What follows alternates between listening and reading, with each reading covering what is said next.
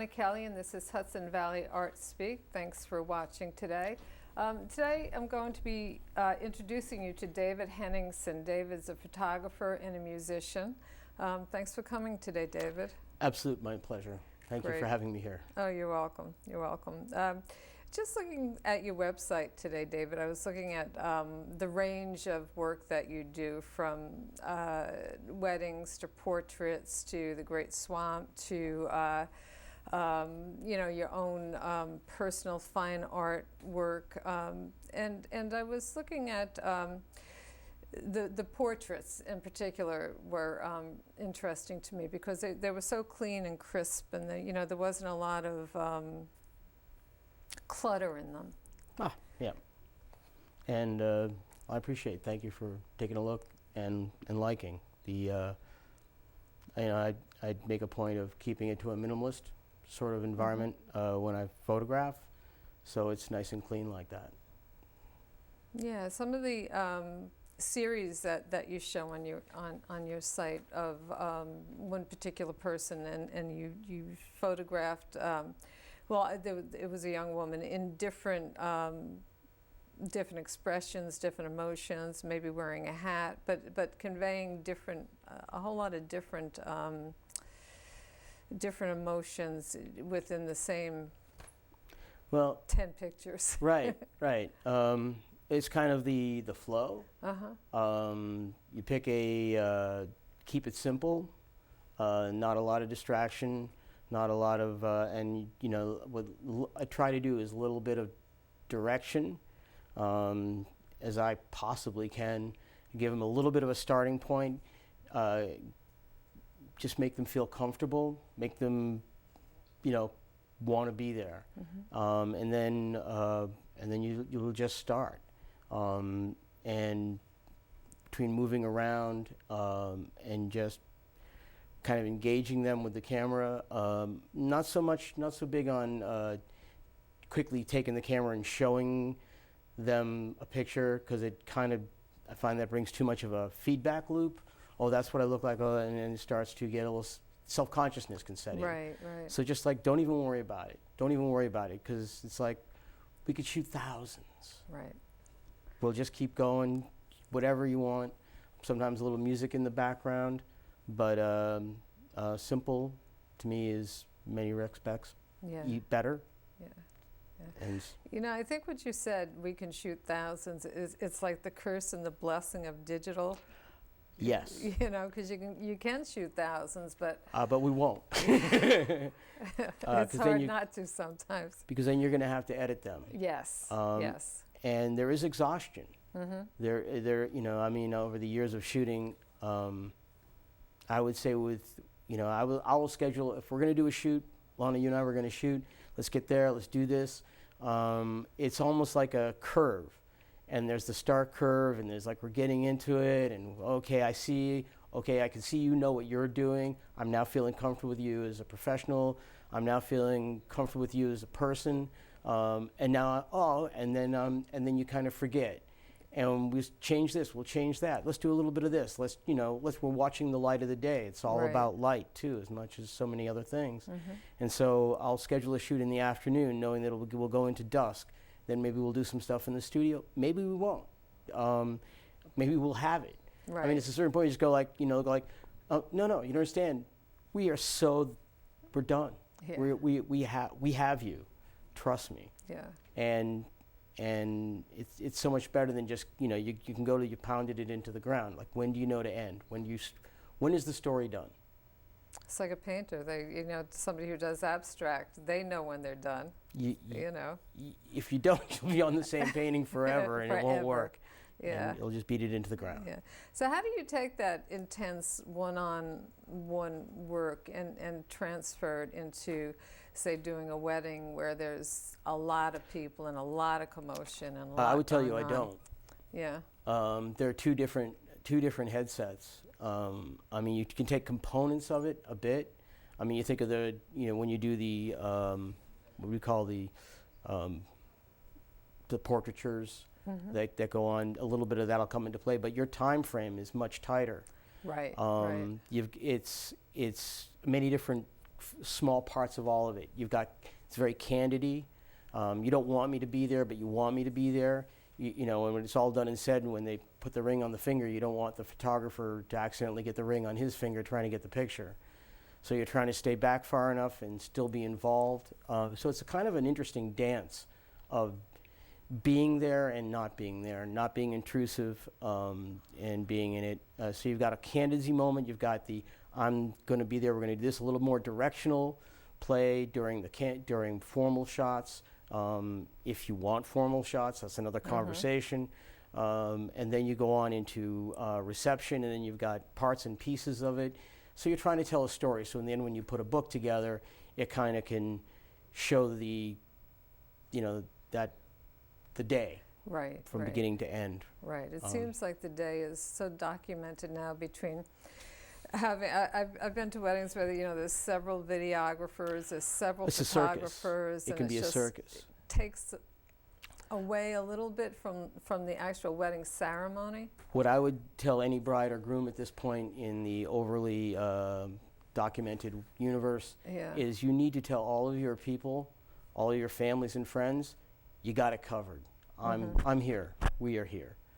So please keep the phones down, keep your iPads down, because you can shoot a wedding and all of a sudden, that moment comes and all of a sudden the phones all come up and it's like, so it's really an interesting dilemma. It's not like I don't want you to take a picture. It's that for the sake of the moment, we're not going to be back again. We need to get it right. Please, everybody, stay calm. Right. I haven't seen a bride do a selfie yet, though.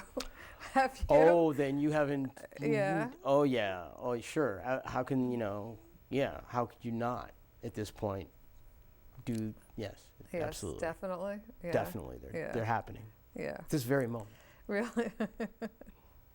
So some of the other work you do, you've done pets or dog portraits, a whole book.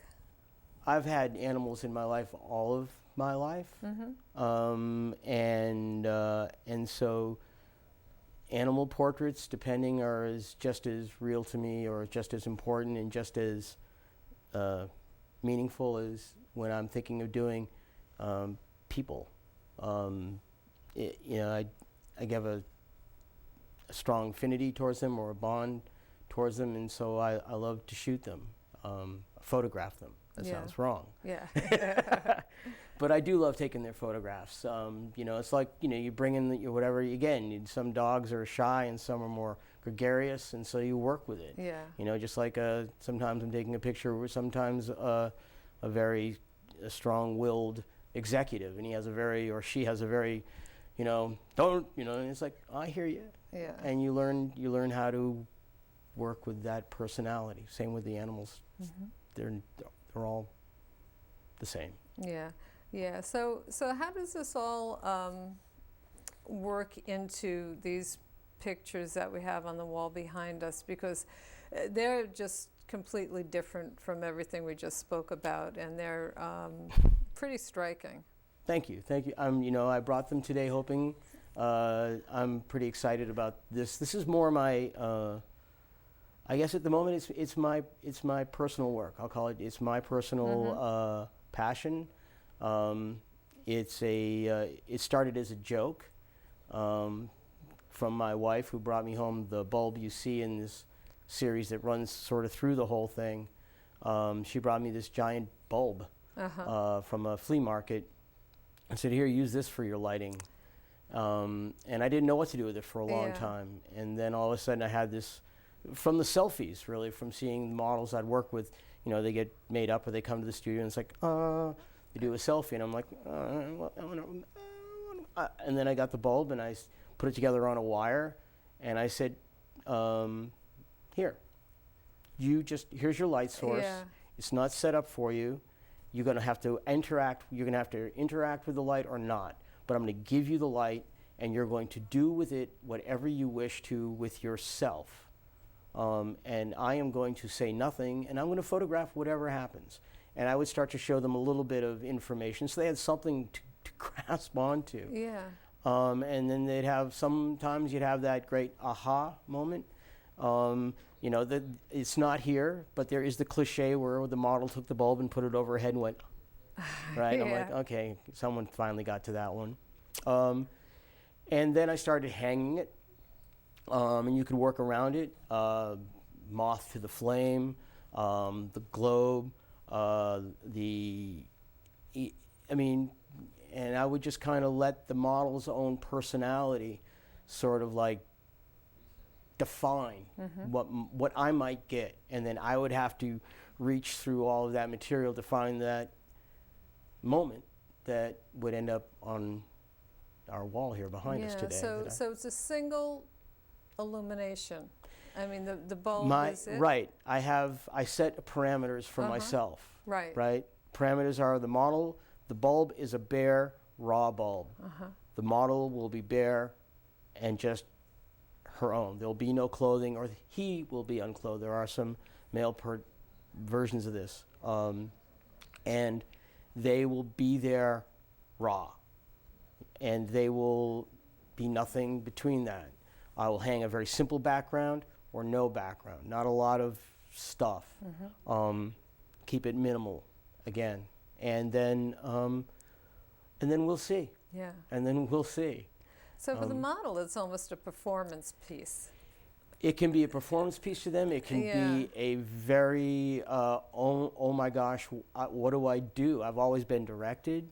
They can go. It can be a bit. It can it can go in so many different directions, which is part of the fun of it. Kind of interesting. There'll be no extra lights on the side. I will allow myself a reflector. A bit, and I will. And again, not in this case, but the bulb does not have to be in every picture. But the light, whatever you see, is always just that bulb just being that one. used. Does it throw off a lot of heat? It can. I know that seems irrelevant. No, but I'm no, just no. It's really an curious. important question when you're the person holding the bulb. How hot is it, Dave? I have it on a rheostat, so I can increase the amount of wattage and lower it. When it's down really low, it's very warm, very warm. It's almost like firelight. Yeah. Sometimes when I'm looking at the models holding it, I almost think of like Prometheus holding fire. There are other images where a model has put the bulb on the ground and sort of got around it like a campfire. Yeah. There are other times when I've turned it up and it's really brilliant, and you can see they're almost like... You know what? We only have about 1 minute left, believe it or Time not. flies when you're having So fun. we need to really quickly talk about the Great Swamp. Yes. It's such an incredible resource, and I know that you've spent a lot of time out in it. As much as I can. Everybody's been seeing your pictures of the swamp while we're talking about everything else. Sure, sure. Yeah, yeah. That's the Great Swamp. So you have a book, and the Great Swamp, I found these pictures to be a lot, in some ways, very intense. Yes. They're full of things as opposed to, your... It's, the Great Swamp stuff, well, you go out and shoot weddings for like, and then it's like, oh my God, you've had so much humanity that you just want to escape into the Jurassic period, back to the days of dinosaurs. Yeah. And so I'll get in my kayak and I will, at 6 o'clock in the morning, paddle out into the swamp where it's like you just start, it's almost like Zen, right? You're just trying to regenerate. And I could not help but bring my camera with me, and I'd start shooting, and then I'd see this, and it's a whole different attitude. In a lot of cases, like the other stuff, I'm attacking, not attacking, that's not fair, that's not the right word, but I am aggressively attempting to get the picture. Yeah. In the Great Swamp, it's a different attitude entirely. You don't go get the picture comes to you. If you think you're going to paddle around and get the picture, you'll never get it. You find a place, you go, this is great, you stop, you may wait there all day and get nothing. That's great, you've been in the Great Swamp all day. That's true. And if not, you will get that shot, you will get the heron, you will get whatever it is, and it will come to you. Yeah. And then I color it, and it's time to say goodbye. It's a pleasure. Time to say goodbye. Thank you. Thank you, David.